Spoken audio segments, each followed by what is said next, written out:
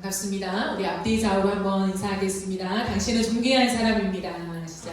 당신은 존귀한 사람입니다. 네, 반갑습니다. 설날인데 어디 안 가시나요? 네. 오늘도 함께 나와주신 여러분을 축복하고요. 이 밤에 하나님을 더 깊이 만나는 그런 시간들이 되어지기를 원합니다.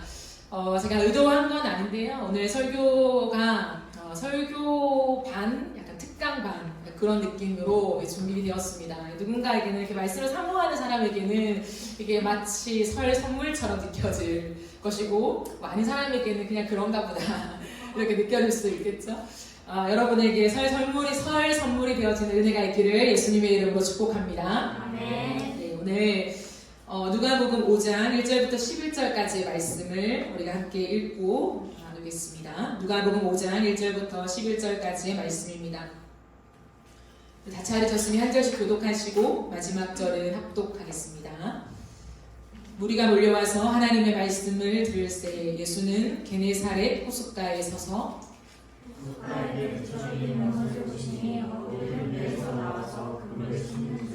예수께서 한 배에 오르시니 그 배는 시몬의 배라. 육지에서 조금 떼기를 청하시고 앉으사 배에서 무리를 가르치시더니 말씀을 마치시고 시몬에게 이르시되 그네로 와서 그물을 내려 고기를 잡으라. 시몬이 대답하여 이르되 선생님, 우리들의 밤이 새도록 수고하였으되 잡은 것이 없지만은 말씀에 의지하여 내가 그물을 내리리이다 하고, 그렇게 하니 고기를 잡은 것이 심히 많아 그물이 찢어지는지라.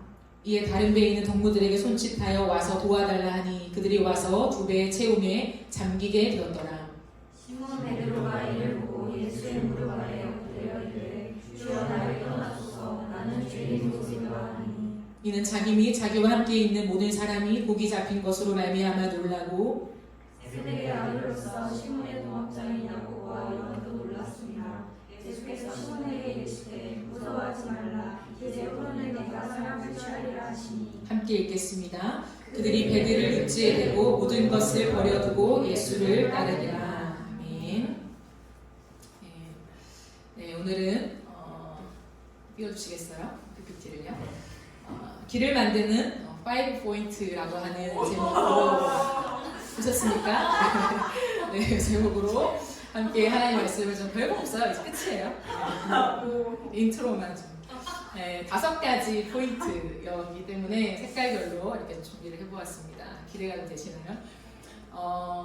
이제 오늘 말씀을 읽는데 하나님께서 특별히 제자들을 부르실 때 그 부르심의 여정, 제자로 예수님을 따르는 길, 그 길의 여정들이 저에게 보이게 되었어요. 그래서 그냥 일반 설교처럼 제가 처음에 준비하려고 하다가 계속 이게 생각이 스물스물 올라오는 거예요. 말씀을 읽을 때마다. 그래서 제자로 부르심의 그 단계, 그 지점들이라고 하나요? 각각 지점들이 있는데 결국에 그것을 하나님이 길로 만드셔서 예수님을 따를 수 있는 나의 길을 하나님이 주시는구나라고 하는 걸 깨달아서 이 부분들을 여러분과 나누려고 합니다.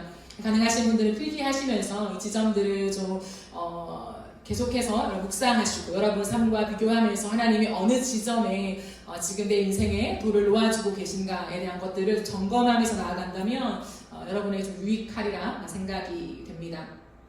5가지 포인트로 제가 나누려고 하는데요. 첫 번째 포인트는 넘어가네요.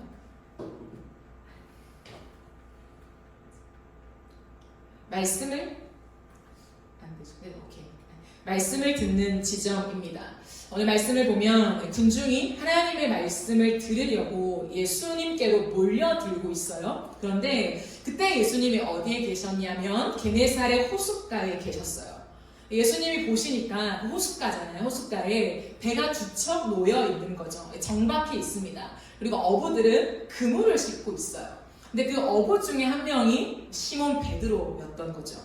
베드로는 그곳에 왜 와 있을까요? 많은 무리들은 예수님께 말씀을 듣기 위해서 몰려왔다는 거죠. 근데 베드로는 그랬던 것 같지는 않아요. 말씀을 듣기 위해서 예수님을 쫓아온 것이 아니라 그저 자신의 배를 정박해 놓고 그물을 싣는 자신의 일터나 마찬가지인 그곳에 그냥 있는 거죠. 그곳에서 때마침 예수님이 그 호숫가로 오셨고 거기에서 말씀을 전할 준비를 하셨습니다. 베드로가 의도한 건 아니에요, 그죠? 그러나 우연처럼, 마치 우연처럼 그의 삶에 하나님의 말씀을 들을 수 있는 기회가 제공되어지게 됩니다. 우연 같지만, 마치 우연인 것처럼, 그죠? 그러나 우연 같지만 사실은 예수님이 베드로가 있는 곳으로 찾아오신 거죠. 우리가 삶을 살아가면서 이런 지점을 만날 때가 있습니다. 이 지점은 살아있는 하나님의 말씀을 들을 수 있는 상황인 거예요. 내 삶 속에서 말씀을 들을 수 있는 자리에 내 편에서는 우연이에요. 그냥 우연히 갔는데 말씀을 들을 수 있는 자리에 내가 와 있는 거죠.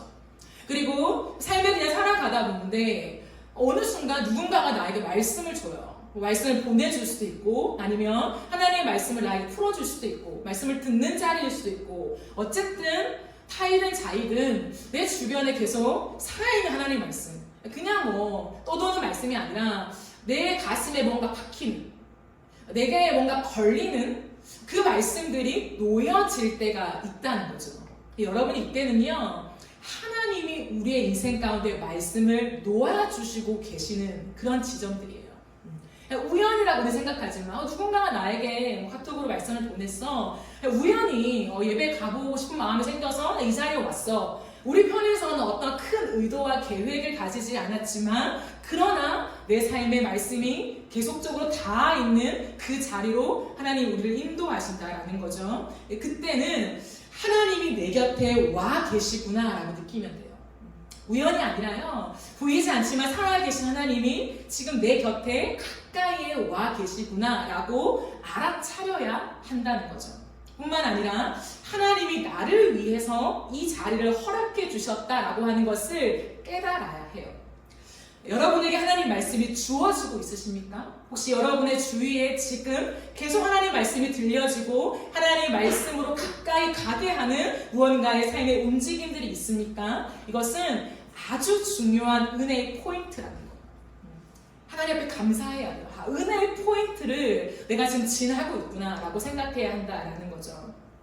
그런가 하면 두 번째 포인트가 있습니다. 두 번째 포인트는 밀착되는 지점입니다. 예수님은요 배 두 척이 정박해 있는 것을 보시고 두 배 중에 한 배에 올라타셨어요. 그런데 그 배가 누구의 배입니까? 베드로의 배였던 거예요. 예수님은 그 배를 이제 말씀을 전하는 무대 공간으로 사용하고자 하셨습니다. 그래서 베드로에게 배를 타시고는 이 배를 너의 배를 육지에서 조금 떼내라 라고 청하셨어요. 그리고는 배를 타시고 많은 무리들을 육지에 있고 예수님 배에 타신 채 그 자리에 그 배에 앉으셔서 많은 무리들에게 말씀을 전하시게 된 거죠.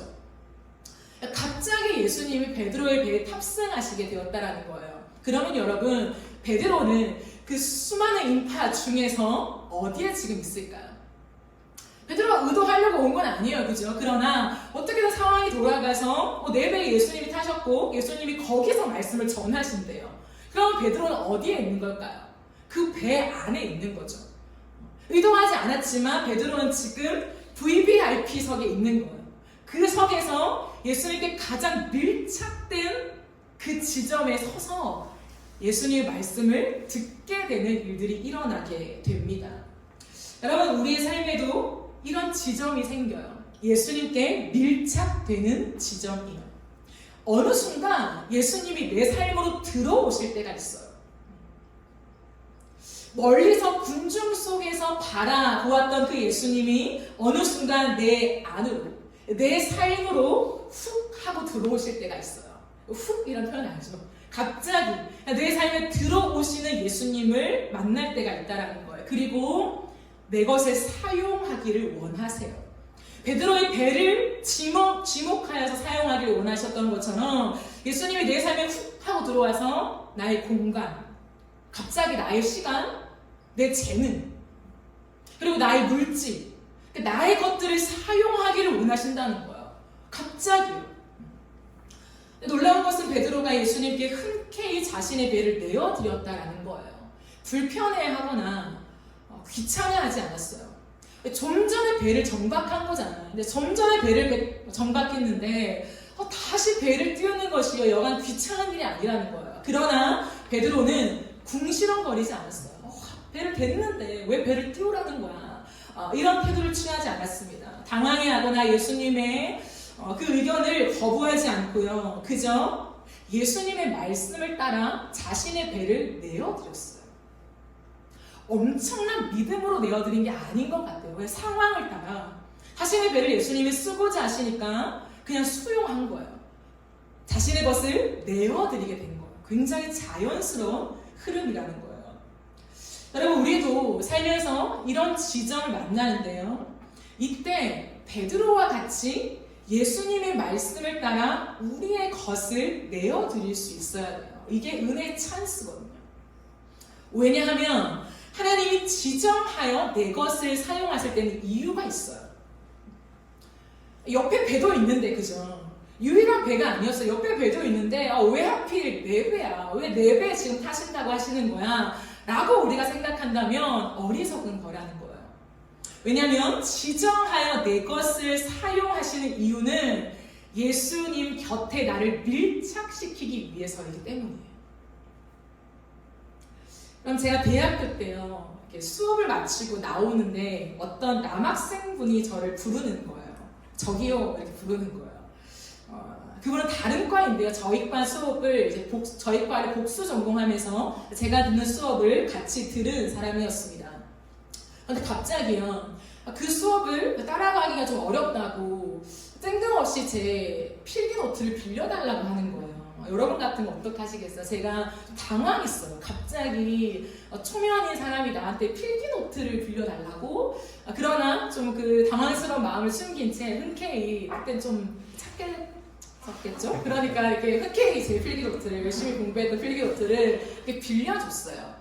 근데 그분이요, 시간이 조금 지나고 답례를 한다고, 고맙다고 밥을 사준다는 거예요. 밥을 먹었어요. 밥을 먹으니까 갑자기 또 집에 들어가니까 연락이 오는 거예요. 나도 답장을 했죠. 다음날 또 연락이 오는 거예요. 그러면서 관계가 이어지게 되었어요. 근데 그런 어느 날 그분이 저와의 식사 자리에서 사랑을 고백하시는 거예요. 나를 좋아한다며 이렇게 고백하시는 거예요. 그러면서 자신의 스토리를 쭉 이렇게 펼쳐 가시는데, 요는 그거예요. 자신이 진짜 필기노트가 필요한 거 맞았대요. 다른 기교과였는데 우리과 수업을 들으면서 좀 어려운 용어들이 나오니까 필기노트가 필요한 건 맞았지만 그 수십 명이 되는 우리과 그 수업을 듣는 사람들 중에 하필 나를 지목해서 나에게 필기노트를 빌려달라고 한 까닭은 나를 좋아했다는 거예요. 이미 호감을 가지고 있었다라는 거죠. 감흥이 없으십니까? 그랬다라는 거죠. 그래서 이제 그 계기로 조금의 교제를, 어느 정도의 교제를 좀 이어갔던 그런 제 인생의 지점이 있습니다. 여러분, 우리가 이 말씀을 볼 때요, 예수님이 베드로의 배에, 하필 베드로의 배에 올라타셨다라고 하는 것은요, 의미가 있다는 거예요. 예수님의 숨은 의도가 있습니다. 그것은 베드로를 예수님의 가까이에 두시려는 의도였다라는 거예요. 예수님은 무례하신 분이 아니잖아요. 내가 하나님의 아들이니까 이 땅의 모든 것이 내 것이지, 이 배도 난 탈 수 있어 라고 하시며 무작정 막무가내로 배에 올라타신 것이 아니라는 거예요. 예수님이 지금 베드로의 배에 직접 탑승하신 것은 예수님이 베드로의 인생 안으로 걸어 들어가시고 있는 거예요.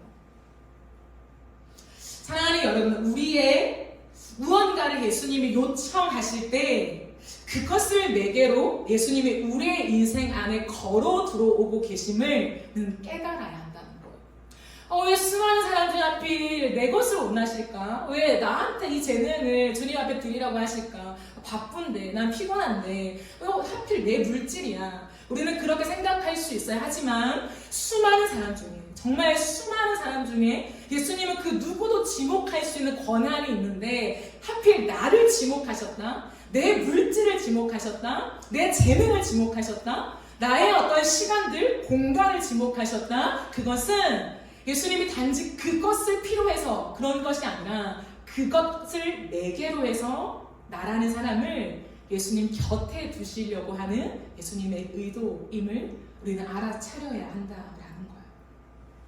세 번째 포인트가 있습니다. 세 번째 포인트는 개입하시는 지점이에요. 개입하시는 지점. 그렇게 해서 이 배에서 예수님은 설교를 잘 끝내셨어요. 수많은 무리들에게 예수님의 주옥 같은 하나님 나라의 말씀들을 선포하셨습니다. 다 끝났어요. 그런데 이제 예수님이 하시는 게 있어요. 이제 무엇을 하시냐면 베드로에게 다가가셔서 직접 그와 밀착된 그 관계 속에서 개인적인 말씀을 하시는 거예요. 어떤 말씀을 하실까요? 깊은 데로 나가 그물을 내려서 고기를 잡으라 라고 말씀하세요. 수많은 무리에게 대중적으로 설교했던 그 말씀을 끝내고 이제 베드로에게 말씀하신 이 장면은 뭐냐면 베드로의 삶에 직접적으로 개입하고 계시는 거예요. 그럼 베드로는 그 전날 출항을 나갔어요. 전날 출항을 나가고 밤이 새도록 그물질을 하고 들어온 상태예요. 근데 하필 아무것도 잡지 못한 거예요. 빈 그물로 돌아왔습니다. 허탈한 마음으로 배를 정박시키고 그물을 씻어요. 그물을 씻는 건 뭘까요? 이제 끝났다는 거죠. 오늘 일들 끝났다. 그물을 막 씻습니다. 근데 예수님께서 갑자기 다시 깊은 데로 가서 그물을 내려서 고기를 잡으라고 하신다는 거예요. 여러분 같으면 어떤 기분이 들겠어요? 베드로의 놀라운 점은 베드로가 이렇게 말을 합니다. 5절 말씀을 세 번역으로 보시면 시몬이 대답하였다. 선생님, 우리가 밤새도록 애를 썼으나 아무것도 잡지 못했습니다. 그러나 선생님의 말씀을 따라 그물을 내리겠습니다. 라고 얘기를 해요. 여러분, 이 말은요 그렇게 쉬운 이야기가 아닙니다. 다시 출항이라니요. 이것은 엄청난 에너지가 드는 거예요. 밤이 새도록 여러분 깊은 바다로 나가서 그물을 던져서 그 많은 물고기를 잡기 위해 애를 쓰고 온 직후라는 거예요. 얼마나 피곤했을까요? 근데 아무것도 잡지 못하고 돌아온 이 마음까지 바닥이 된 그 상태. 무언가를 기대하기에는 오늘은 좀 아니에요 라고 거절할 수밖에 없는 그런 상황에 베드로가 처해 있다는 거예요. 여러분, 이런 때를 한두 번 만나보았겠습니까? 갑자기 오늘 출항을 처음 나간 게 아니에요. 베드로는 이것이 직업입니다. 평생을 그물질하면서 물고기를 잡았던 사람이라는 거예요. 이 호숫가에 이 바다의 흐름을 잃고 있는 사람이라는 거예요. 근데 이런 때는 다시 나가봤자 물고기를 잡을 수 없다는 걸 알아요. 오늘은 허탕이다. 오늘 나가봤자 똑같이 헛수고를 할 거라는 것을 베드로는 이미 알고 있다는 거예요. 여러분, 게다가 예수님은 어떤 일을 하시는 분입니까? 어부와는 거리가 멀어요. 그분은 목수예요, 목수. 늘 못질만 하던 분이라는 거예요. 아버지 요셉 밑에서 못질만 하면서 살아오신 그 예수 그리스도. 근데 그 예수님께서요, 그물질 한 번 해보지 않는 사람인데 어부에게 어찌 훈수를 두겠습니까? 어찌 어부에게 물고기를 잡아라 마라 그 말을 할 수 있겠냐는 거예요. 그러나 또다시 놀라운 점은 베드로가 그 예수님의 말씀 앞에 자신의 상식과 경험과 생각을 내려놓아요. 너무 자연스러운 거예요. 베드로의 오늘 이 말씀의 흐름은 무언가 고뇌하고 막 씨름하고 내 것을 내려놓고 막 이런 게 아니라 그저 하나님의 말씀이 들릴 때, 예수님의 말씀이 들릴 때에 그 말씀을 100% 수용해요. 100% 수용해서 그대로 출력을 해냅니다. 배 위에서 말씀을 들은 영향일까요? 가장 예수님께 밀착되어서 그 한마디 한마디 하나님 나라에 대한 들어보지 못한 그 하늘의 이야기를 들은 까닭일까요? 어찌되든 베드로는 예수님의 말씀을 따라 곧바로 출항 준비를 합니다. 여러분, 우리의 인생에도 이런 지점을 만나요. 어떤 지점일까요? 주님께서 내 인생에 직접적으로 개입하시는 지점을 만나게 됩니다. 항상 간접적으로 하나님 말씀이 떨어지고 내가 씨름해서 무언가를 출력해내는 인생이었는데 어느 한 지점으로 딱 들어가면 하나님이 내 인생에 너무 직접적으로 개입하시는 때가 와요. 직접적인 말씀이 떨어지는 때가 온다는 거죠. 이때는요, 일반적이지 않은 말씀으로 우리를 도전하실 때가 많아요. 처음엔 예수님이요, 여러분, 아무리 하나님이셔도 우리가 이 땅을 살아가는 모든 인생의 상식을 무시하시는 분이 아니거든요. 그러나 우리의 인생의 이 지점, 하나님이 개입하시는 지점 안으로 딱 들어가면 우리의 상식을 초월하여서 주님이 말씀하실 때가 온다는 거예요. 이때는 우리의 상식과 경험과 생각을 내려놓게 하시는 그때라는 거예요. 그렇게 인식해야 돼요. 왜냐하면 하나님이 직접 나서서 일을 하시는 때이기 때문이에요. 이것은 우리의 어떠함이 아니라 우리의 경험, 때로 사용하시죠. 하나님이 선용하시잖아요. 그러나 지금 이때는 우리의 어떠함으로 하나님이 일하시는 것이 아니라 하나님만의 방법으로 우리의 인생 속에 하나님의 일을 행하고 계시는 때라는 거예요. 그렇기 때문에 이때는, 이 지점 때는 내 상식, 경험, 내가 지금까지 살아왔던 그 하나님과의 관계 속에서 대화했던 거, 그것과는 조금 다른 방향으로 우리를 이끌어 가실 때가 온다라는 거예요. 하나님이 우리의 삶에 직접 개입하시는 때입니다.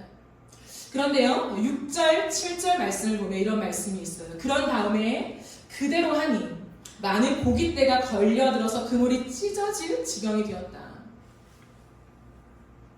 그래서 그들은 다른 배에 있는 동료들에게 손짓하여 와서 자기들을 도와달라고 하였다. 그들이 와서 고기를 2배 가득히 채우니 배가 가라앉을 지경이 되었다라고 얘기하는 거예요. 예수님의 말씀 앞에 그 말씀을 수용해서 그대로 출력했더니 놀라운 반전이 일어나게 된 거예요. 완전 대박이 난 거죠, 사실은. 2배에 가득 채웠다. 그러니까 베드로 자신의 배만으로 안 되는 거예요. 엄청난 양의 물고기를 잡아 올리게 된 거예요. 그러니까 손짓해서 나와서 도와달라고 하면 다른 배가 왔는데 2배에 가득 채우는데 가라앉을 지경이었대요. 물고기가 얼마나 많이 잡혔든지 배가 가라앉을 지경으로 돌아오게 된 거예요. 여러분, 이것을 돈으로 환산하면 얼마일까요? 당시 어부들은요, 머리가 빠르잖아요. 물고기가 돈이잖아요. 그러니까 걷어 올리는 이 물고기의 양을 보면서 대박났다. 이게 돈으로 환산하면 얼마야? 이 계산이 머릿속에 핑핑 돌아갈 거예요. 그런 어떤 희열과 기쁨을 느낄 수밖에 없는 그때라는 거예요. 그런데 이제 이후의 상황이 우리를 더 놀랍게 합니다. 8절 말씀을 보면 이렇게 하죠. 시몬 베드로가 이것을 보고 예수의 무릎 앞에 엎드려 말하였습니다. 주님, 나에게서 떠나 주십시오. 나는 죄인입니다. 라는 고백을 해요. 여러분, 베드로가 지금 물고기를 가득 싣고 와서 한 말이 무엇입니까? 밤새도록 물고기를 잡기 위하여 애를 쏟는데 잡지 못한 이 허탈함을 완전히 끌어올려서 어마어마한 희열을 주는 이 현장 가운데 베드로가 있잖아요. 우리 같았으면 예수님을 붙잡았을 것 같아요. 예수님, 당신 대체 누구길래 이 물고기를 이렇게 걷어 올립니까? 비법이 뭡니까? 어떻게 해야 됩니까? 이런 여러 가지, 감사의 표현을 할 수도 있고요. 이 흥분된 마음을 가지고 예수님과 대화를 시도했지 않았을까요? 그게 정상적인 모습이라는 거예요. 그러나 정상적이지 않은 비상식적으로 보이는 예수님의 말씀이 우리의 인생에 개입할 때 놀라운 반전은 우리 또한 내 상식을 넘어서는 고백을 주님께 드리게 된다는 거예요. 베드로는 이것을 보고 예수님의 무릎 앞에 엎드립니다. 그리고 이렇게 말하죠. 주님, 나에게서 떠나주십시오. 나는 죄인입니다. 라는 고백을 해요. 네 번째 포인트입니다. 전환의 지점이 오고 있습니다. 도대체 베드로는 무엇을 본 것일까요? 베드로가 분명히 물고기를 봤습니다. 여러분, 베드로는 지금까지 물고기만 쳐다보고 살아왔던 인생이에요. 물고기가 베드로에게는 돈이었고요. 물고기가 베드로에게는 삶의 목적이었습니다. 삶의 기쁨이었어요. 출항을 나가서 그물을 건져 올렸을 때요, 여러분, 똑같은 종류의 물고기만 걷어 올렸겠습니까? 그렇지 않죠. 어느 날은 와, 이게 뭐야? 이런 물고기도 있어? 희열을 느낄 만큼 그 다양한 종류의 물고기를 낚아 올리는 기쁨을요, 베드로의 인생의 즐거움으로 삼았을 거예요. 너무 흥분되고 기쁜 거죠. 출항이 재미있는 거예요. 배라는 것은 자신의 보물 1호였을 거예요. 베드로에게 가장 중요한 거, 가장 귀중하고 아끼는 거, 자신의 배. 왜? 모든 삶의 생계가 이 배에 달려 있으니까. 베드로에게 그물은 어떤 의미일까요? 그물? 자신의 실력을 증명하는 점수판입니다. 내가 얼마나 그물질을 잘하나, 그 나의 실력을 사람들에게 증명하는 그 점수판이 그물이었다라는 거예요. 그런데 자신의 인생에 처음으로 가장 많은 물고기를 잡아 올린 그날, 정말 인생에 둘도 없는 그 놀라운 일을 경험한 그날에 베드로의 엄청난 특징은 뭐냐면 더 이상 물고기에 집중하지 않아요. 그럼 두 배 가득 걷어 올리는 그 엄청난 희열, 대박난 성공, 야 이제 부자 됐다 라고 선포해야 마땅할 그날에 베드로는 더 이상 물고기에 집중하고 있지 않다는 거예요. 왜인지 그날 물고기 대박을 맞았는데 그 물고기가 더 이상 자신의 눈에 기쁨이 아닌 거예요. 평생을 이 물고기 잡는 재미로 인생을 살아왔는데 더 이상 이 물고기가 나에게 만족이 되지 않는 거예요. 돈으로 한 사람이 얼마나 벅차오르는 돈을 가질 수 있다라고 하는 이 희열감이 더 이상 가슴에 느껴지지가 않는 거예요. 왜인지 그물이 찢어질 듯이 잡아 올린 물고기를 보는데 평생 이 물고기에 목매달아 살아온 내 인생의 덧없음이 느껴지는 거예요. 뭐라고 설명은 안 돼요. 왜인지는 모르겠어요. 그러나 물고기가 하찮아서는 아니에요. 업으로 살았던 내 인생이 별 볼 일 없는 인생이어서 그런 게 아니라는 거예요. 그러나 그날 수많은 물고기를 걷어 올렸는데 그 물고기를 보고 있으면서 내 인생의 덧없음이 내 영혼에 깊숙이 파고 들어오는 거예요. 마치 매서운 추운 바람이 내 살갗에 부딪혀서 너무 춥다라고 온 몸에 온 세포가 느끼는 것처럼 인생의 덧없음이라는 것이 내 영혼에 깊이 파고드는 그날이라는 거죠. 평생을 그물질하며 베테랑으로 전문가로 살아온 베드로도 오늘 헛그물질을 할 수 있다. 오늘 실패할 수 있다. 큰 성과를 거두지 못할 수 있다. 빈 그물을 들어 올릴 수 있다.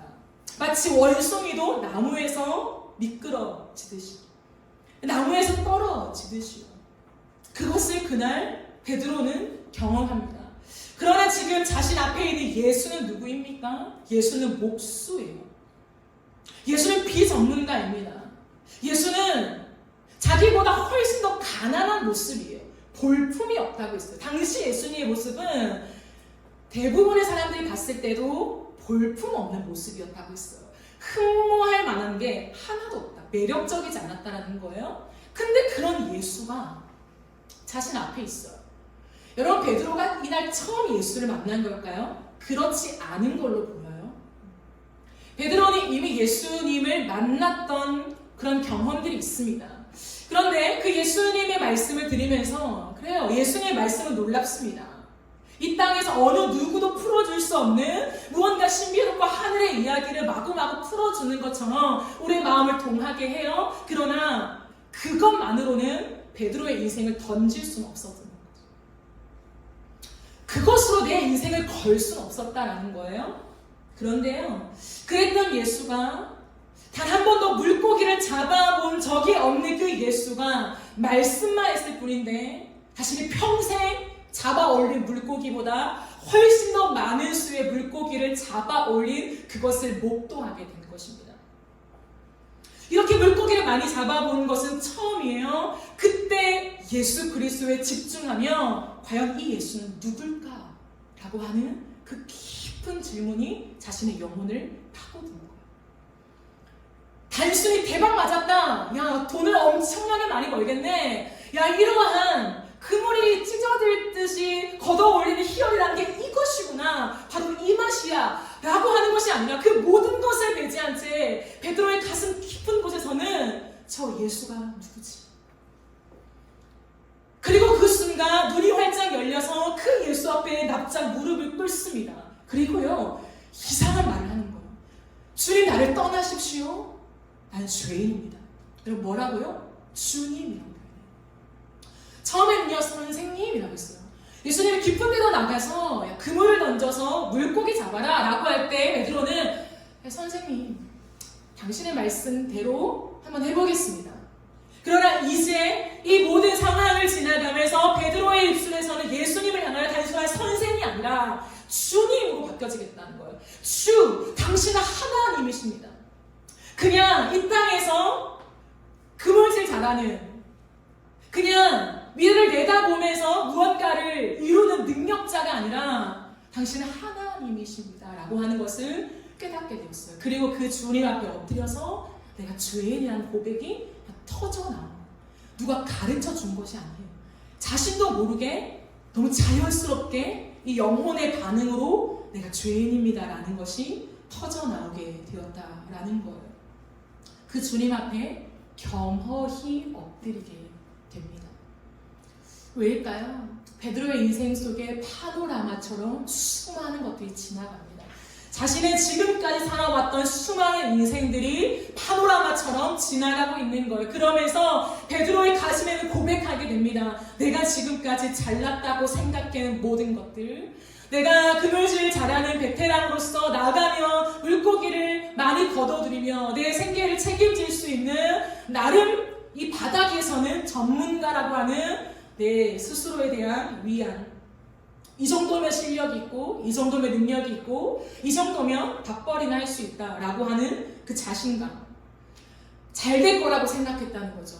잘 할 수 있다고 생각했다는 거죠. 내 인생 내가 챙겨가면서 그래도 최고가 되지 못하지만 최선의 삶으로 나도 다른 사람과 버금가게 잘 살 수 있다고 생각했다는 거죠. 그런데 이날 베드로는 엄청난 진리를 깨닫게 됩니다.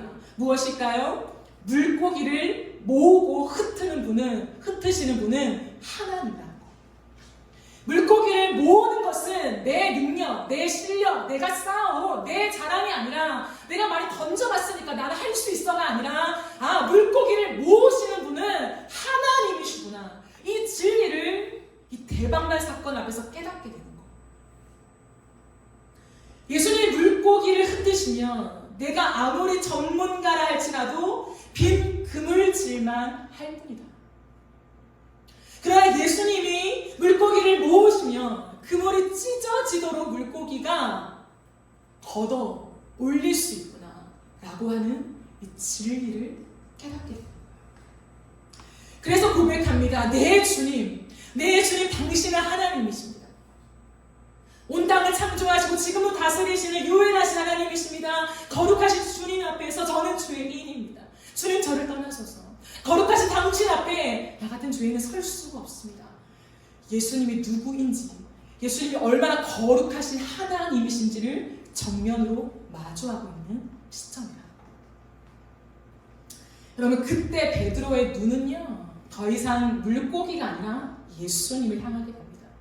평생 물고기, 그물, 배 이것만 벌벌 떨며 바라보았던 베드로의 눈이요 이동해요.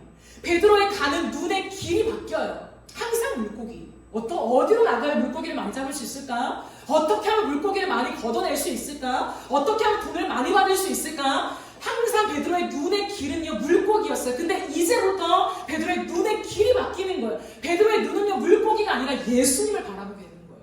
저 예수가 누굴까? 하나님이다. 어떻게 해야 될까? 예수님을 따라 시선이 옮겨지게 된다는 거예요. 여러분, 우리에게도 이런 전환의 지점이 찾아옵니다. 그때는 혹독해요. 왜 혹독합니까? 인간이 가장 붙잡는 지성으로서 하나님을 만날 수 없는 지점에 들어왔기 때문이에요. 인간은 내 지성, 내 머리, 내 경험, 이게 가장 큰 무기잖아요. 이게 없으면요 내 인생에 안정감이 무너져요. 그러나 이 전환의 지점에서는 예수님이 그것을 잡아 흔드신다는 거예요. 너의 상식, 너의 생각, 너의 경험, 너의 이성, 그것을 다 무너뜨리세요. 그때 우리가 해야 될 것은 내 이성을 붙잡으면요 주님 만날 수 없어요. 그래도 내 상식이, 내 경험이, 내가 지금까지 했던 커리가 어딘데 그것을 붙잡고 있으면요 하나님 말씀이요 떠나버린다는 거예요. 근데 그때 우리는 하나님 말씀을 무시하지 않고 이 지점에 들어섰구나. 지금 하나님이 항상 그런 게 아니라 내 인생 속에 지금 그때가 왔구나 라고 생각하며 자연스럽게 꺾여야 돼요. 말씀 앞에 내 이성이 꺾여야 된다고요. 하나님의 말씀 앞에 내 상식이 꺾여야 된다고요. 아니구나. 하나님의 일하심 앞에 하나님이 한번 일하기 시작하면 내 경험도 아무것도 아니구나 라고 하는 그 정면 승부하는 그 지점을 통과하게 된다는 거예요. 다 무시하는 게 아니에요. 필요해요. 하나님은 그 모든 걸 쓰십니다. 그러나 이 지점만큼은, 전하는 지점에 와서만큼은 주님이 하나님의 일하심 앞에 내 모든 것이 아무것도 아니구나를 고백하는 그때로 우리를 몰아가신다는 거예요. 그때 하나님 앞에 꺾이는 사람, 기꺼이 내가 꺾입니다. 하나님 말씀을 따라갑니다. 하나님, 나의 모든 생각과 상식과 경험과 내가 쌓은 모든 것들을 내려놓습니다 라고 따라가는 자에게 하나님 앞에 무릎 꿇는 그 은혜를 주신다는 거예요. 여러분 인생에게 가장 큰 은혜는 하나님 앞에 무릎 꿇을 수 있는 은혜입니다. 뻗팅기는 게 아니라 주님 앞에 엎드려서 무릎 꿇고 당신이 하나님이십니다 라고 고백하는 그것이 은혜라는 거예요. 놀랍게도 그때 하나님 앞에서 내가 죄인됨을 고백하게 되는 거예요. 여러분, 죄인이라는 고백은 내가 죄를 많이 지어서 고해성사하는 게 아니에요. 내 모든 죄를 기억해내면서 하나님 앞에 하나님 이 죄도 죄송했고요, 저 죄도 죄송했고요, 이렇게 포함되긴 하지만 그것이 이꼴 죄에 대한 죄인의 고백은 아니라는 거예요. 죄인의 고백은 뭐냐면 거룩하신 하나님 앞에 내가 설 때, 하나님이 내 눈을 열어서 거룩하신 주님을 보게 하시며 거룩하신 주님 앞에 설 때에 너무나 자연스러운 나의 반응들, 지극히 자연스러운 반응입니다. 너무나 지극히 내 모든 것을 다 무너뜨리고 죄인이라 고백해야만 해가 아니라요, 너무 지극히 당연스러운 고백이 툭 나와요. 누구처럼? 이사야처럼. 성상 가운데 하나님의 옷자락이 가득한 그 주님의 임재를 목도할 때에 이사야의 고백은 툭 나왔어요. 주님, 저는 죄인입니다. 나는 망하게 되었습니다. 당신 앞에 이제 내 인생은 끝장났습니다. 사도 요한도요, 하나님의 깊은 임재하심 앞에, 그 주의 날에 자신을 강권하신 하나님의 임재하심 앞에 사도 요한은요, 내가 죽은 자같이 되었도다 라고 해요. 완전히 엎드려서 그 거룩하신 주의 빛 앞에 설 수 없는 그러한 모습으로 바닥을 기게 되었다는 거죠. 그러니까 우리가 정말 깨끗한 것을 보면요, 반사적으로 내 것이 더러워 보여요. 더러운지 몰랐는데 저 사람이 너무 깨끗한 옷을 입고 나타나면요, 내 것이 별로 형편없어 보일 때가 있잖아요. 당연한 반응이라는 거예요. 비교할 수 없을 정도로 하나님의 엄청난 거룩하심, 점도 흠도 없는, 죄라는 것이 근처에도 갈 수 없는 그 하나님, 그 하나님이 내 앞에 서 계심을 내가 대면할 때에 우리는 내가 아무것도 아니라는 것을 고백하는 죄인됨의 고백이 터져나옵니다. 주님, 난 죄인입니다. 주님, 난 당신께 가까이 갈 수 없는 너무나 더러운 죄인입니다. 그 고백이 터져나온다는 거예요. 그런데 은혜는 뭐냐면 그때 예수님의 십자가의 은혜가 우리를 덮게 됩니다. 하나님, 나를 떠나소서라고 고백을 할 수밖에 없어요. 떠나시면 안 되지만, 가까이 있고 싶지만요, 우리 안의 반응이 주님, 나를 떠나소서가 돼요. 왜? 내가 더러움이 너무 느껴지니까. 그 빛이 너무 밝고 강렬하기 때문에 다가갈 수 없는 인간의 그 느낌을, 깨달음을 하나님 주신다는 거예요. 그런데요, 그때 은혜는 뭐냐면 납작 엎드려 주님 떠나소서 나는 죄인입니다 라고 고백하는 그 순간에 예수의 십자가 보혈이 나를 흘러, 나를 덮어. 그 십자가 안에서의 사랑을 그제서야 깨닫게 하신다. 왜지? 난 하나님과 가까이 할 수 없는 정말 더러운 자인데, 난 하나님의 그 거룩하신 앞에 나는 얼굴도 들 수 없는 하나님 그런 초라한 자인데, 그런데요 주님이 보혈을 덮으셔서 내 고개를 들게 하신다는 거예요. 이리로 나와라. 그 보혈의 강을 건너서요, 예수 그리스도의 그 찢기시고 처절한 그 몸을 밟고요, 내가 밟고요, 그 십자가를 지나서요, 거룩하신 하나님 앞으로 나를 이끄신다는 거예요. 그리고 우리를 깨끗게 하십니다. 아니, 이제 너는 나와 함께 할 수 있는 거룩한 자가 되었다. 법적인 선언이에요. 너는 이제 정결하게 되었다. 너는 이제 내 곁에 올 수 있다. 함께 가자. 라고 하는 칭의의 선언이 우리의 인생에 들려지게 된다는 거예요. 여러분, 이 은혜가 우리의 인생을 덮을 때요, 이 하나님의 한량없는 십자가의 은혜, 하나님 왜요? 왜 나 같은 자에게 베푸십니까? 라고 하는 그 하나님 앞에서, 그 사랑 앞에 눈이 열린 우리의 인생이요, 마지막으로 주님이 이 지점을 통과하게 하십니다. 사명의 지점입니다. 주님, 난 죄인입니다. 날 떠나소서라고 하는 이 고백을 드릴 때 예수님께서 시몬에게 이렇게 말씀하십니다. 두려워하지 말아라. 이제부터 너는 사람을 낚을 것이다. 사명을 주시는 거예요. 기가 막히죠? 여러분, 사명은요, 내 컨디션이 제일 좋을 때 받는 게 아니에요. 사명은요, 내가 그래도 하나님께 쓰임받을 자격이 있는 그 조건들을 구비한 다음에 하나님이 내 인생 속에 맞아, 이제 되었어. 너가 쌓아온 그 능력으로, 그 구비된 조건으로 이제 사명을 이루어라고 말하지 않아요. 하나님 앞에 죄인으로 납작 엎드려서 하나님, nothing. 아무것도 없습니다. 하나님, 나는 아무런 자격도 없고요. 주님 앞에 설 수 있는 하나님 그런 아무런 근거가 없습니다라고 고백하는 그 순간에 주님의 사명이 우리의 인생에 들려지게 되는 거예요. 두려워하지 마라. 두려워하지 마라. 내가 너를 쓸 것이다. 이제부터 너를 사람 낚는 어부가 되게 할 거야 라고 주님 말씀하신다는 거예요. 죄인이라 고백하는 베드로를 결코 떠나지 않으십니다. 떠나지 않아요. 주님은 죄인을 내치지 않아요. 오히려 죄인을 안으세요. 왜요? 나는 의인을 부르러 온 것이 아니라 죄인을 부르러 왔다. 주님이 이 땅에 오신 이유를 선명하게 밝히고 있거든요. 나는 죄인을 통해서 내 일을 담아낼 거야 라고 하시는 분이 예수 그리스도이시기 때문이죠. 그 사명으로, 그 새로운 사명으로 우리의 인생을 부르십니다. 콜링하십니다.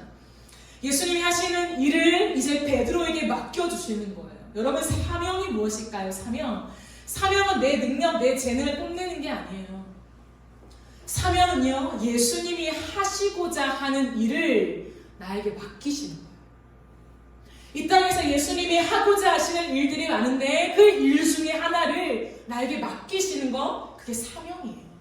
누가 맡겨요? 예수님이요. 언제 맡겨요? 내가 죄인이라 고백하는 그 순간에. 그러므로 여러분, 사명자에게요, 세상의 조건은 필요하지 않습니다. 하나님을 따라가는, 예수 그리스도를 따라가는 제자, 그 사명자에게는요, 세상의 능력이 오히려 방해가 될 때가 있어요. 내 상식이요, 하나님의 일하심 앞에 걸림돌이 될 때가 있어요. 내가 쌓아온 재물이요, 하나님의 일하심 앞에 방해가 될 때가 있다. 왜요? 하나님이 하셔야 될 일은요, 때로는 빈 그물이어야 해요. 이 인생을 통과해야 돼요. 이것을 알아야 돼요. 하나님이 왜 우리의 인생에 빈 그물을 만드시나? 그리고 왜 빈 그물 때 찾아오셔서 사명을 주시나? 이 역설의 은혜를 알아야 돼요. 하나님의 일하실 방법을 알아야 한다고요. 하나님의 일하심은 내게 능력이 있습니다. 주님, 날 사용하소서 할 때는 죄송하지만 잘 들려지지 않아요. 사명을 맡기시지 않아요. 왜요? 내 힘이 너무 들어가 있으니까. 내 색깔이 너무 묻어나 있으니까. 내 돈, 내 이름, 내 헌신, 내 봉사 다 내 것이에요. 하나님의 이름을 위해서 한다고 하지만 다 내 것이 묻어 있어요. 그러나 빈 그물은 진짜 빈 그물이라는 거예요. 빈 그물은요, 하나님이 역사하지 않으면 그 누구의 이름도 드러나지 않는 거예요. 그러니까 빈 그물을 택하셔서 하나님의 영광, 주님의 이름, 주님의 일하심을 드러내시는 거예요. 그러니까요, 여러분, 세상의 능력이 필요 없다는 게 아니라요, 우리의 열심이 필요 없다는 것이 아니라요, 그것이 있어야만 한다라고 하는 것은요, 하나님의 일을 맞지 않아요. 예수님이 이 땅에서 우리가 예수님의 손과 발이 되어서 예수님의 심장을 가지고 살아가는 사람이 되기를 기대하십니다, 여러분. 그게 사명이에요. 사명은 내가 원하는 뜻, 내가 원하는 꿈을 이루는 것이 아니라 하나님의 뜻을 내 인생을 통하여 이루는 거예요. 그게 사명이에요. 이 놀라운 사명으로의 부르심, 사명을 주심 앞에 베드로와 그 곁에 있었던 사람들은 어떻게 반응합니까? 그들은 배를 무태된 후에 모든 것을 버려두고 예수를 따라갔다. 모든 것을 버려두고 예수를 따라갔다. 무엇일까요? 예수님을 따르는 길이 만들어지는 거예요. 이제 이 모든 지점들을 통과하면서 군데군데 우리의 인생에 있을 수 있습니다. 때로는 말씀만 두시는데, 때로는 우리의 인생에 주님께 밀착하게 하시는데, 때로는 우리의 삶에 개입하셔서 너무 버겁고 힘들지만 우리의 상식과 경험과 내 모든 능력을 내려놓게 하시며 하나님 앞에 무참하게 꺾이게 하시는 그때가 와요. 그러나 이 모든 시간들을 지나가면서 우리의 지점들이요 연결되기 시작해요. 그 모든 것이 연결되면서 이제는 그 사명을 가지고 주님을 따라가는 길을 만드시는 거예요. 이게 우리의 하나님이십니다. 우리 주님의 방법이라는 거예요. 여러분, 주님은 우리의 인생을 부르십니다. 우리에게 사명을 주시면 예수님을 따르도록 부르신다는 거예요. 그 여정에 이 포인트가 있다는 것을 반드시 기억해야 합니다. 그냥 통째로 내 인생에 주님의 일하심 이렇게는 참 설명하기가 어려워요. 주님이 섬세하시거든요. 이 지점들을 파악하고요. 내 인생 안에 어떤 지점으로 다가오시는지 그것을 알아야 올바른 반응, 그 하나님 앞에 마땅한 반응을 올려드리면서 하나님을 더 깊이 따라가는 길이 우리의 인생 속에 형성되게 된다는 거예요. 좀 정리를 해볼까요? 여러분, 베드로가 닿을 수 있는 거리에 예수님이 계셨어요. 그게 시작입니다. 너무 은혜죠. 하나님 대체 어디 있는 거야? 어디 있는 거야? 우리는 타자 나선다고 하지만 사실은 우리가 닿을 수 있는 거리에 주님이 항상 계세요. 꽁꽁 숨어서 날 찾아내봐 라고 하시는 분이 아니라는 거예요. 우리가 닿을 수 있는 거리에 주님이 계십니다. 그리고 베드로에게 말씀이 주어졌죠. 베드로는 그 말씀을 가볍게 취급하지 않았어요. 그럼 하나님의 말씀을 가볍게 처리하면 안 돼요. 그냥 뭐 내 인생에 당연하게 그냥 우연하게 뭐 이런 말씀이 들려지는구나. 그러면 그런 사람에게요 이 길이 만들어지지 않아요. 아, 우연이 아니구나. 이 말씀을 가볍게 처리하지 않고 내게 말씀이 주어진다면 그 말씀을 따라가야 돼요. 그 말씀을 먹으면서 그 말씀의 흐름대로 맡겨야 한다는 거예요. 내 인생을. 물이 흐르듯이 그 방향대로 내 삶을 내맡기며 가야 한다는 거예요. 한 걸음 한 걸음 말씀이 인도하는 대로 따라가야 해요. 거부하지도 다른 방향 없나? 이 길 말고 없나? 이 방법 말고 없나? 라고 찾지도 말고요. 내 소견과 방법을 보태지 않고 그저 말씀을 따라가는 거예요. 하나님이 들려주시는 대로 그 말씀에 아멘하며 가보는 거예요. 자연스럽게. 그럴 때요 내가 따랐던 그 말씀이요 인격이 됩니다. 여러분, 우리는 말씀을 따라가잖아요. 때로는 글이에요. 그죠? 아니면 설교자의 언어입니다. 그죠? 우리는 그것을 따라가요. 하나님의 말씀이라는 게 내가 읽는 이 성경의 책, 이 글, 그리고 누군가의 말, 그것을 우리가 말씀을 따라간다고 하죠. 근데 말씀을 따라갔는데 어느 순간 이 말씀이 인격이 된다는 거예요. 무엇일까요? 그 말씀이 예수님이셨다는 것을 깨닫게 된다는 거예요. 예수님 대체 어떻게 만나는 거야? 예수님이 어디 계신 거야? 예수님이 무언가 막연한 것 같은 그 주님이 어느 순간 이 말씀과 함께 완전히 가깝게 느껴지게 되는 거예요. 아, 이 말씀이 예수 그리스도셨구나. 그래서 베드로는 말씀을 따라가다가 말씀이신 예수님을 정면으로 만난 것입니다. 그것도 자신의 삶의 한 복판에서요. 우리의 인생의 한 복판에서 주님은 자신을 드러내 보이신다는 거예요. 무엇으로요? 말씀으로. 그래서 모든 것을 버려두고 예수님을 따라간 것도 베드로에게는 자연스러운 거예요. 잘 살고 있다가 어느 날 베드로를 낚아채줘서 너의 소명은 이것이니까 우회해라 라고 여러분 그렇게만 말씀하시지 않아요. 누군가에게는 그렇게도 말씀하세요. 그러나 그렇게만 말씀하신 하나님이 아니라는 거예요. 참으로 인격적이라는 거예요. 말씀을 한 구절 한 구절 따라갔을 뿐인데 그 말씀 속에 내 마음을 바꾸시고 내 생각을 바꾸시고 내 기준을 바꾸시고 내 원함을 바꾸시고 내 가치를 바꾸시고 내 삶의 방향을 바꾸시면서 아예 나라는 존재를 예수님께 정렬시키신다는 거예요. 너무 인격적이신 주님이라는 거죠. 그래서 이 길을 따라가는 것이 허구가 아니다. 단순한 종교가 아니라 내가 따라가는 것은 실체가 있는 예수 그리스도다라고 하는 것을 우리가 온전히 고백하게 된다는 거예요. 아니 절대 내 인생을 이 하나님의 말씀에 걸고 가는 것이 여러분 너무 하찮은 일이 되지 않게 되는 때가 와요. 뭐야? 이 말씀대로 살아가도 괜찮은 걸까? 종교면 어떡하지? 내 인생을 책임지시지 않으면 어떡하지? 진짜 이게 진리일까? 이런 마음들이 꾹꾹 들어올 때가 있어요. 그러나 한 걸음 한 걸음 가다가 하나님의 이 말씀 앞에 예수님을 인격적으로 정면으로 마주하게 되면요, 우리의 인생에 내가 이 말씀을 따라왔던 삶이 하찮은 삶이 아니었어, 바보 같은 삶이 아니었어, 이 삶이야말로 생명이었어 라고 알게 되는 때가 반드시 온다라는 거예요. 그래서요, 내가 지금까지 붙잡았던 모든 거, 내가 지금까지 내 기쁨이라 여겼던 거, 내가 지금까지 내 만족이라 여겼던 거, 내 안정감이라고 여겼던 모든 것을 버려두고 예수님을 따라가게 된다는 거예요. 따라가게 돼요. 왜요? 내가 지금까지 내 힘으로 살아왔던 삶보다 예수님이 더 귀한 것을 주신다는 것을 이제는 진짜 믿기 때문이에요. 내가 빈 그물이 되어도 예수님 말씀하시면 이 빈 그물에 물고기가 가득 채워줄 수 있겠구나. 빈 배에 만선으로 돌아올 수 있겠구나 라고 하는 그 믿음의 이 세대 인생에 생겨지게 되는 거예요. 여러분, 이게 엄청난 힘이라는 거예요. 이게 있어야 가죠. 주님을 따라가죠. 여러분, 만선의 기쁨은 내 손에 있지 않아요. 인생에서 거둬지는 만선의 기쁨은요, 내가 거둔 것 같지만 아니요, 하나님이 주시는 기쁨이에요.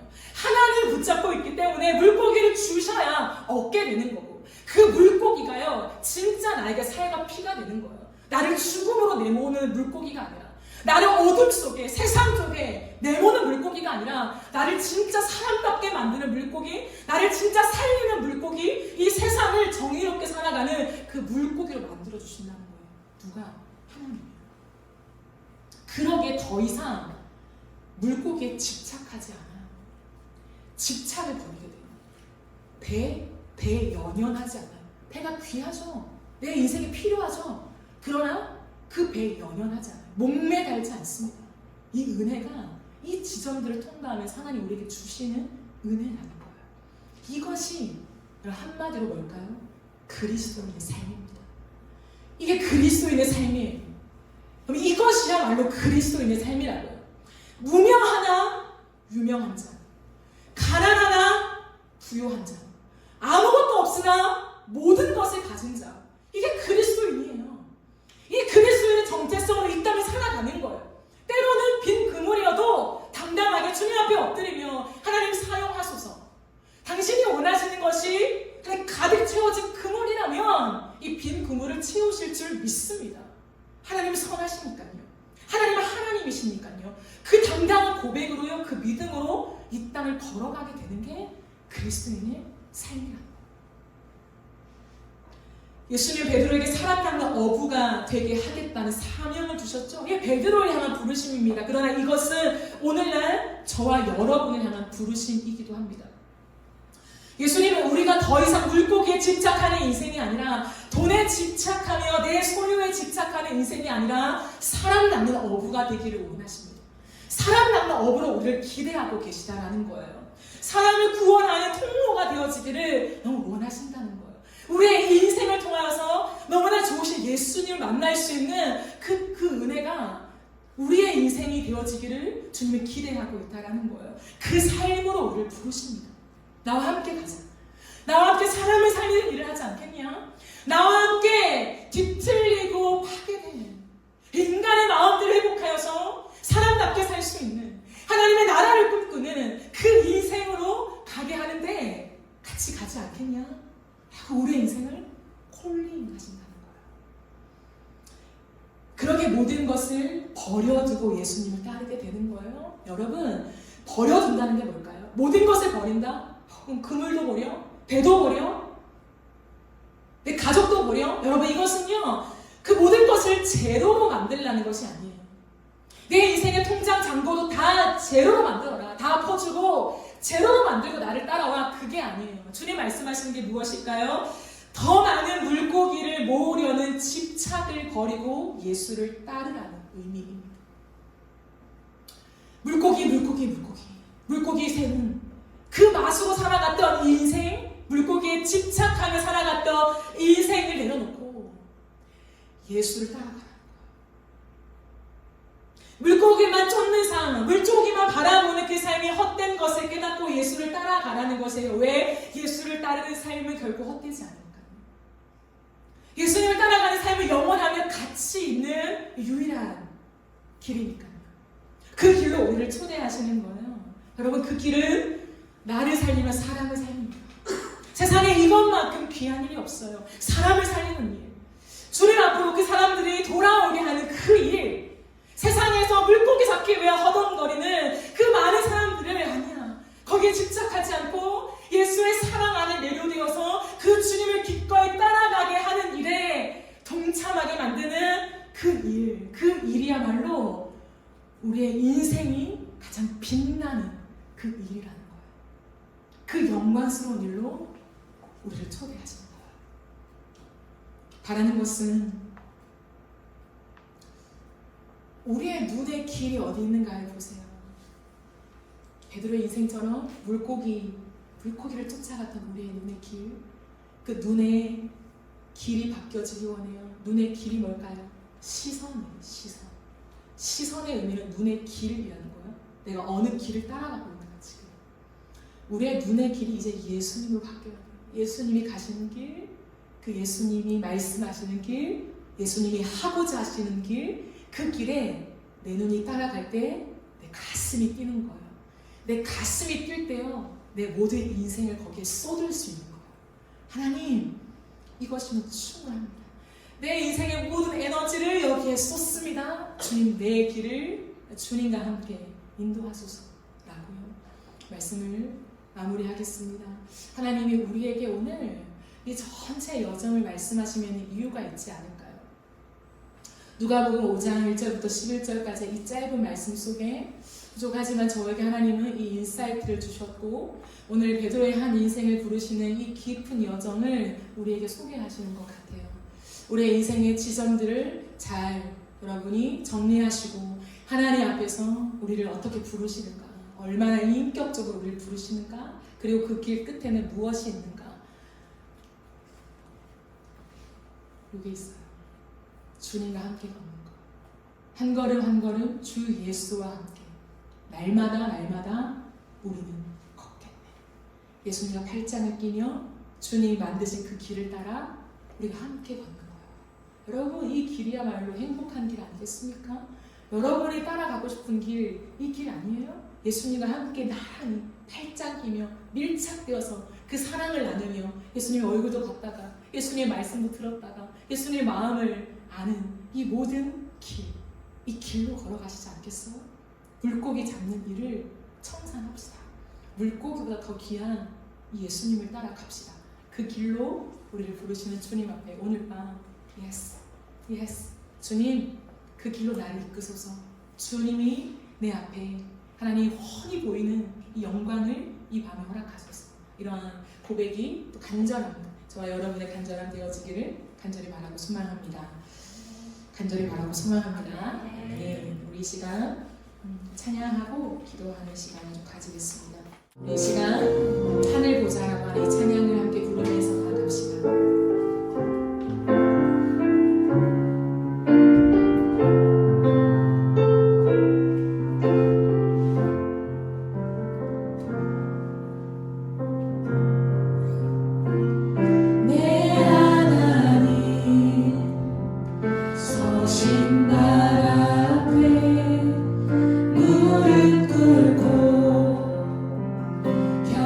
경배하니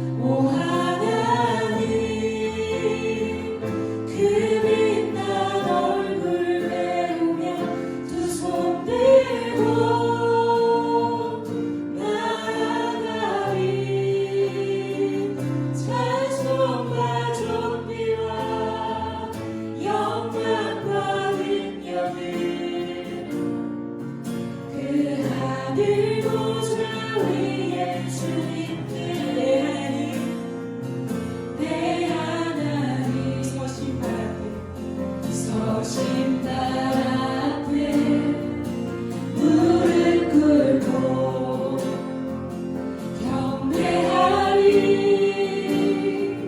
큰 권능과 영광이 가득한 내 아버지 계시니고 오 하나님 그 빛난 얼굴을 내보며 두 손 들고 나아가리 찬송과 존귀와 영광과 능력을 그 하늘 보좌 위에 주님의 하나님의 그 크신 사랑이 우리 죄를 사하셨네 어린 양의 보혈의 은혜로 나감되리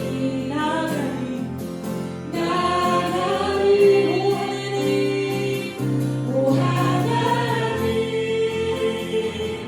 그 빛난 얼굴을 내보며 두 손 들고 나아가리 찬송과 존귀와 영광